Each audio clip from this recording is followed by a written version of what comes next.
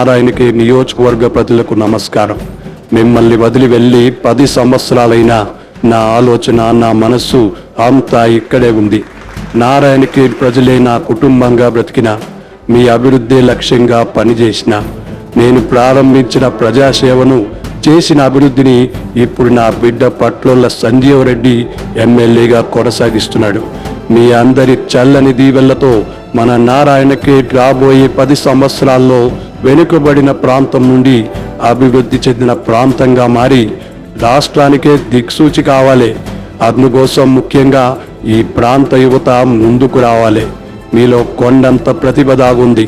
మీరు కలిసికట్టుగా నడిస్తే సాధ్యం కానిది ఏదీ లేదు.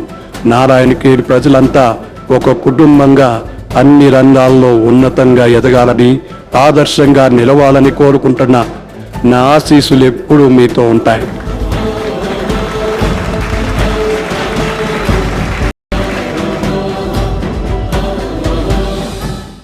Hi, this is Swati Dikshit. Please subscribe to SKS Fly TV.